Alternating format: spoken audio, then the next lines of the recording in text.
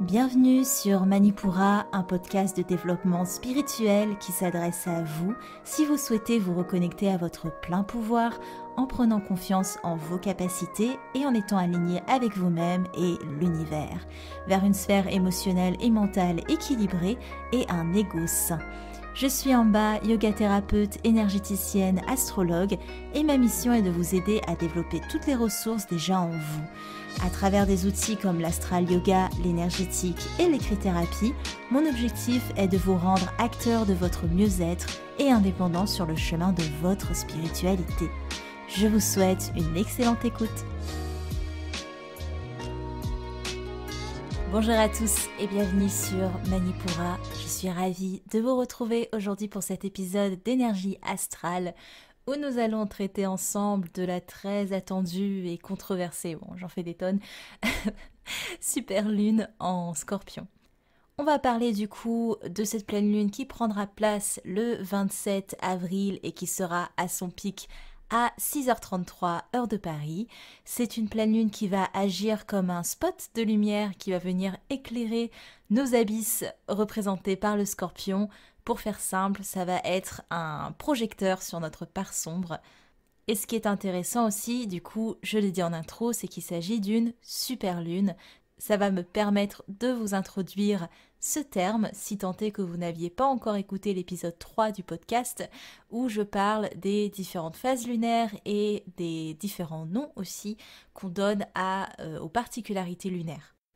Je tiens aussi à vous dire qu'il y a pas mal de petites choses à télécharger dans les notes de l'épisode, notamment un cours d'astral yoga complet d'1 heure qui porte évidemment sur les énergies de la pleine lune en Scorpion. Donc pendant 2 semaines, vous pouvez travailler ces énergies de pleine lune, c'est complètement adapté.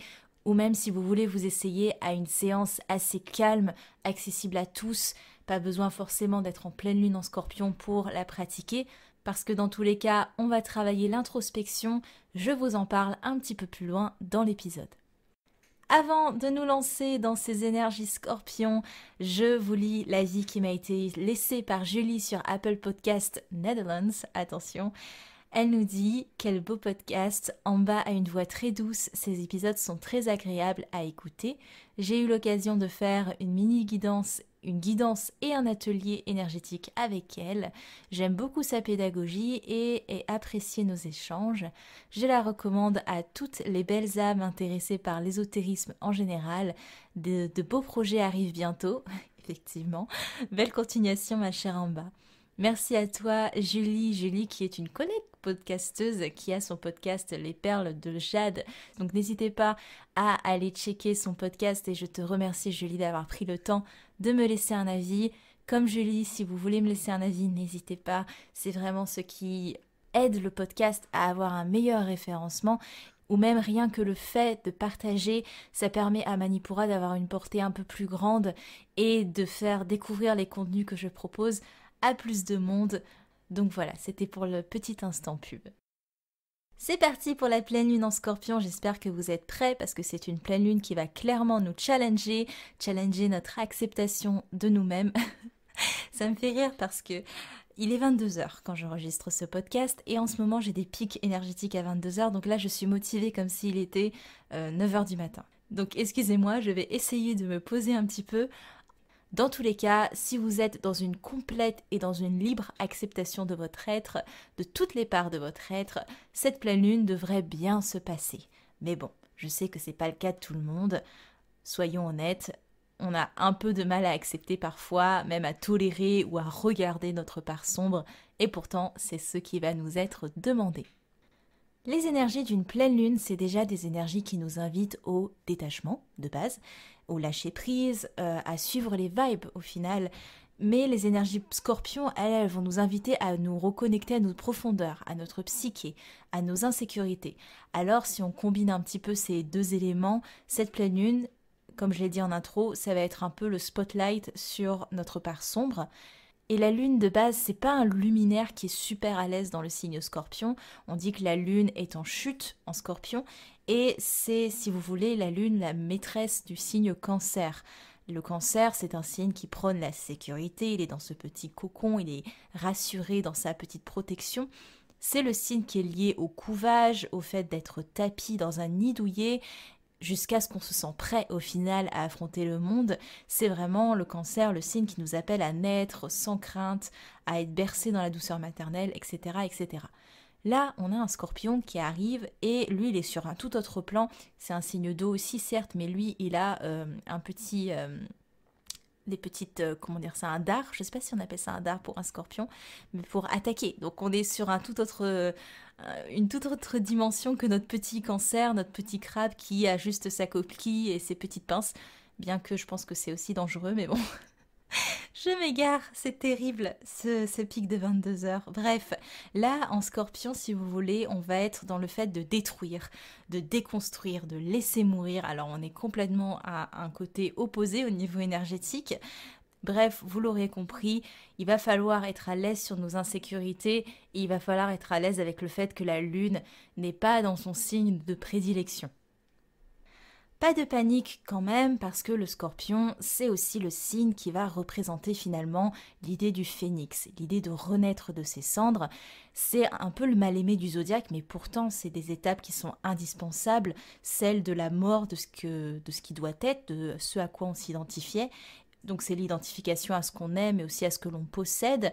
Et donc la mort de ça va nous permettre de pouvoir repartir, de nous ouvrir à un autre niveau de conscience avec le Sagittaire qui est le signe qui suit le Scorpion. Le signe Scorpion, en pleine lune surtout, il va nous appeler à ne pas faire l'autruche. Là pour le coup, c'est le signe de la lucidité les Scorpions. C'est rare que vous puissiez cacher quelque chose au Scorpion et cette pleine lune, ça va clairement venir révéler les choses cachées, ce qui est dissimulé pour les mettre en lumière. Et c'est pour ça qu'il va falloir être à l'aise avec ce qui se niche dans votre être profond. Le Scorpion, il va nous inviter à être à l'aise avec notre part sombre, de la considérer comme ce qu'elle est, une part de vous. Il n'y a pas de lumière sans ombre, il n'y a pas d'ombre sans lumière.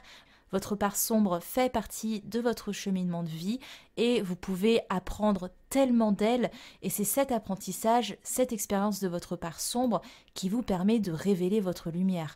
Alors, n'ayez pas peur, si c'est le cas, de vous avouer à vous-même, d'avouer aux autres aussi, pourquoi pas.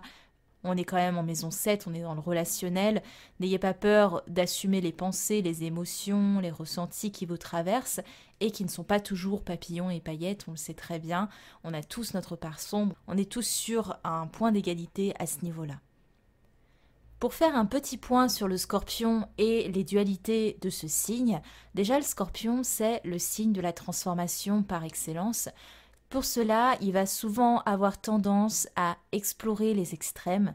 Attention donc pendant cette pleine lune à tout ce qui dit obsession, pulsion, mais aussi aux points de saturation qui peuvent être franchis, qui peuvent être atteints. C'est une pleine lune qui va être tout en intensité, soyons honnêtes, c'est une super lune, on va en parler. Vous pouvez soit vous servir de la volonté du Scorpion pour retomber sur vos pattes et évoluer, soit pour vous enfoncer un peu plus dans vos peurs, dans vos doutes et dans vos tendances. Encore une fois, tout est une question de choix. D'ailleurs, c'est un très bon point à faire en astrologie, je vous donne des tendances énergétiques.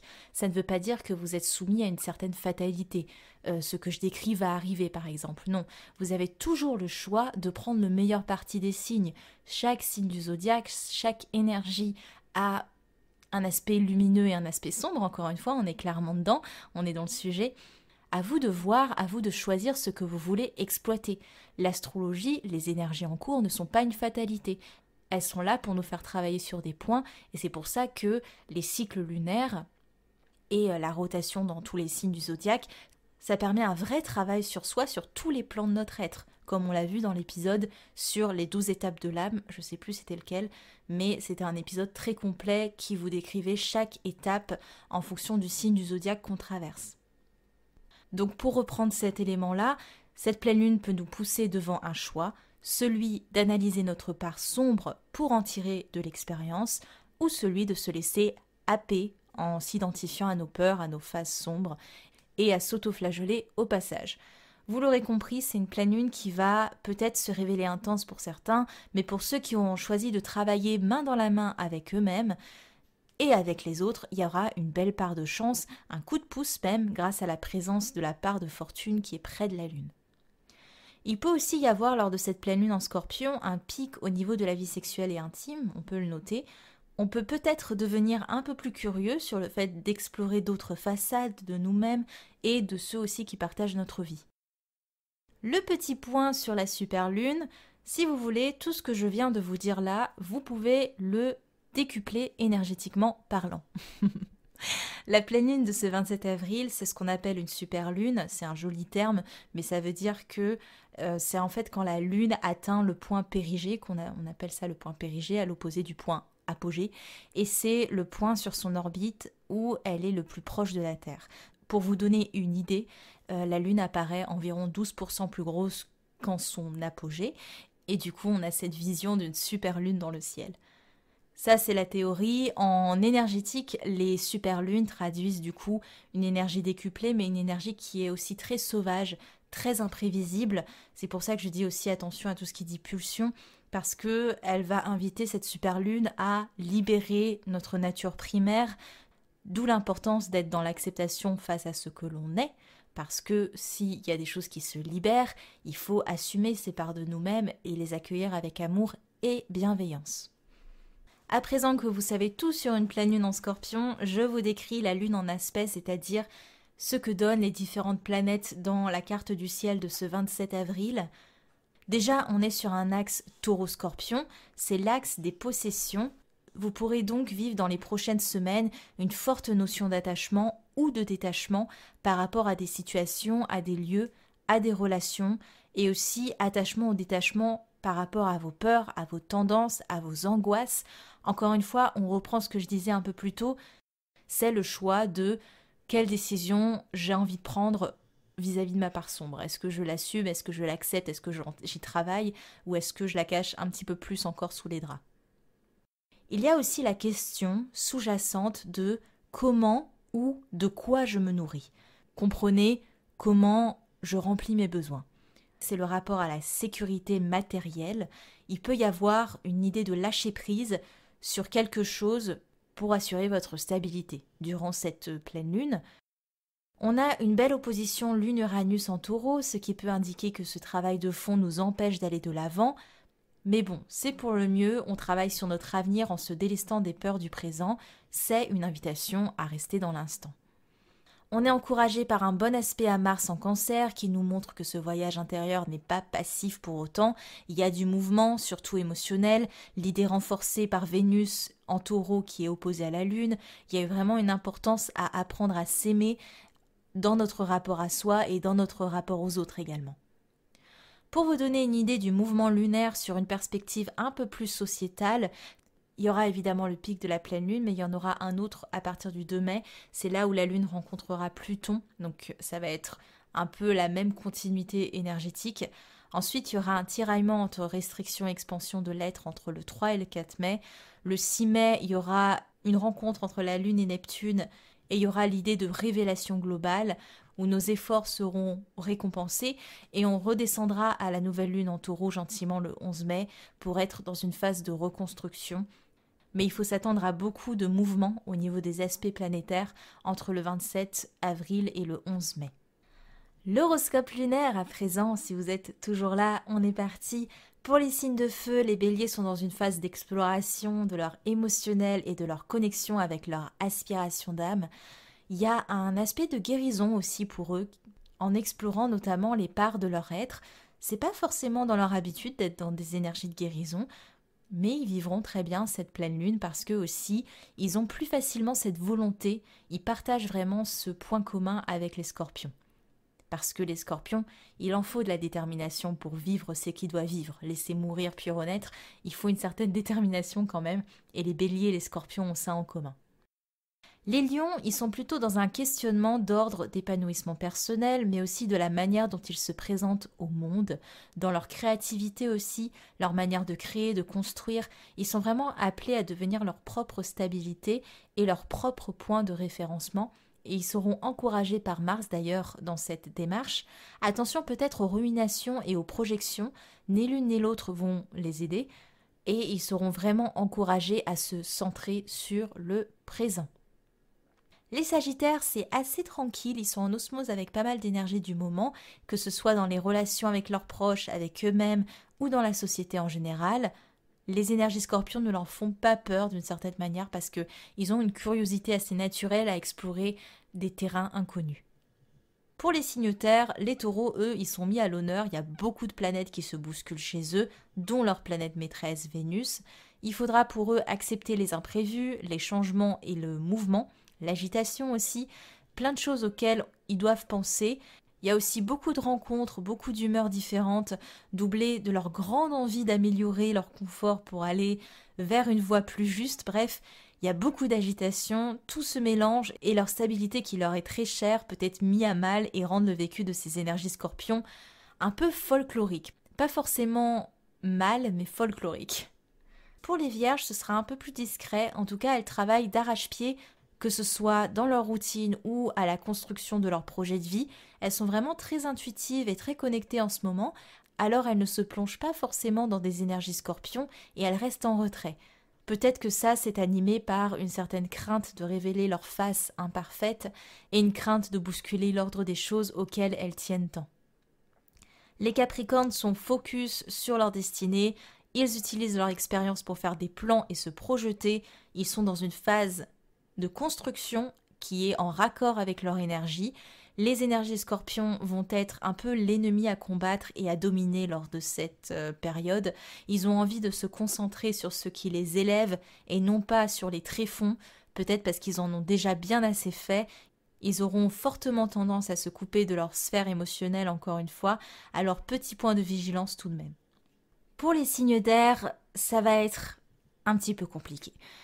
Mais pour tous les signes d'air, donc il y a un bon point d'égalité au moins. Pour les Gémeaux, les énergies Scorpions, ça va être assez compliqué parce qu'ils ont tendance à facilement fuir leur monde intérieur et c'est pas quelque chose dans quoi ils sont à l'aise. Donc cette pleine lune, elle risque de les faire rentrer en confrontation avec quelques blocages. Les balances, eux, suivent aussi la tendance des Gémeaux. Le fait d'ignorer leur part sombre, eux, c'est plutôt dans l'idée de garder leur équilibre. Alors pour les balances, travaillez l'ancrage, l'acceptation et laissez-vous porter sans trop lutter et avec curiosité peut-être aussi sur le chemin qui vous est proposé. Les Verseaux, même sentence. La frustration liée au manque de mouvement ambiant les amène à mettre le pied dans le plat et pendant des énergies scorpions, ils ne se gêneront pas pour dire des vérités avec plus ou moins de tact et mettre en avant leur manière de faire, histoire de booster les troupes. Pour les signes d'eau, les cancers sont en plein dans les énergies scorpions, ils y nagent même, de toute façon, la lune est leur maître, donc il y a toujours un côté très sensible au cycle lunaire pour les cancers, ils vivent à fond en général les énergies des lunaisons, et là il y aura vraiment tous les remous du scorpion, surtout dans leur cercle d'amis proches ou dans leur relationnel amoureux. Pour les cancers, essayez d'accueillir les choses une à une, n'allez pas diguer tout votre fort intérieur d'une traite, parce que ça aura plus tendance à vous faire peur, et vous irez à reculons, et même vous éviterez carrément d'aller voir ce qui va pas en jouant la carte de l'ignorance. Les scorpions, vous êtes en plein dedans, cette super lune, elle est pour vous, elle va renforcer toutes vos tendances habituelles. Utilisez votre meilleur allié, la lucidité, pour passer ce pic énergétique. Et d'ailleurs, si vous épousez ces énergies lunaires, votre Pluton est dans une phase de construction qui est très saine. En clair, allez dans les remous, ça vous connaît, mais vous êtes préparé et vous êtes stable sur vos appuis. Les poissons, enfin, ils nagent complètement dans leur océan cosmique. J'ai l'impression de dire ça à chaque fois, mais bon, c'est les énergies du moment. Ils sont très alignés dans leur destinée, par contre. Leur intuition est déployée. Ils passent cette pleine lune en scorpion en prenant le meilleur des énergies scorpions et en faisant le choix de naître à eux-mêmes à leur façon. Au niveau des outils, et c'est là que j'ai plein de choses à vous proposer, donc c'est vraiment cool. En écrit-thérapie, je vous conseille un petit exercice pour transmuter des peurs. Il va s'agir d'écrire sur un papier une phrase comme « Je brûle ma peur de », vous écrivez votre peur, et je la transforme en, ou alors « et je la transmute en », choisissez les mots qui vous conviennent le mieux. Le but, ça va être en fait d'écrire vos peurs, vos craintes, vos doutes, un peu toutes ces choses un peu sombres peut-être qui sont en vous, et d'avoir cette logique de les transmuter, de les transformer. Si vous pouvez, n'hésitez pas à prendre un petit bol et à brûler la feuille une fois que vous avez fini l'exercice. Prenez toutes les précautions nécessaires, n'allez pas mettre le feu chez vous, ce serait bien dommage. Faites ça dans un cadre sécurisé avec un bol d'eau peut-être. Mais voilà, c'est un exercice intéressant à faire, le fait de brûler ce dont on veut se débarrasser, mais aussi d'avoir cette idée de transmuter, de pas juste détruire, d'avoir cette logique de faire quelque chose avec les cendres. En astral yoga, à présent, vous pouvez évidemment pratiquer la posture du scorpion si votre niveau le permet. Ce n'est pas mon cas, mais en plus abordable, je vous conseille des postures dans le statique pour vraiment observer le mouvement intérieur qui se joue dans l'immobilité. Parce que oui, même quand on a l'impression d'être dans l'immobilité, il y a toujours du mouvement. Pour ce faire, je vous propose une séance d'astral yoga complète d'un peu plus d'1 heure avec une méditation spéciale lunaison du scorpion à la fin du cours. Ce cours va vous permettre de travailler les muscles profonds. C'est ce qui nous intéresse dans les énergies scorpions, on va aller chercher les choses en profondeur. On va aussi avoir l'idée de faire de l'espace c'est un peu ce côté laisser mourir ce qui doit l'être, comme ça libère de l'espace dans le corps énergétiquement pour aller plus loin, pour renaître. Du coup, on va avoir un gros travail sur la région du bassin pour libérer toutes les charges émotionnelles qui ont tendance à s'accumuler dans cette région-ci.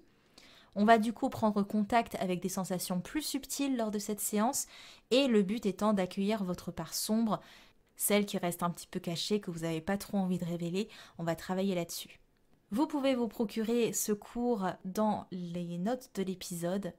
Et même si on n'est plus dans des énergies scorpions, vous pouvez toujours refaire ce cours quand vous avez besoin d'être en introspection avec vous-même. C'est certes hyper adapté à une pleine lune en scorpion, mais c'est aussi un cours qui peut être fait à tout moment quand vous avez besoin de ce retour à soi. Avant de vous laisser voguer dans les énergies scorpions, sachez que tous les mois, je fais un atelier en fonction de vos demandes, des demandes des abonnés Manipura. Une demande qui est revenue très souvent, c'est comment faire des tirages d'oracle. Donc c'est le sujet du prochain atelier qui aura lieu le 5 mai à 14 h. Vous pouvez d'ores et déjà vous inscrire, le lien est dans les notes de l'épisode. Je vous en reparlerai un peu plus en détail de toute façon, mais c'est un atelier très complet où je vous décris de A à Z comment prendre un jeu en main et comment faire des tirages complets en fonction de certaines thématiques, mais aussi sans faire rentrer le mental dans vos interprétations. Je vous souhaite une très belle pleine lune en scorpion. C'était Amba de Manipura. À lundi prochain. Merci.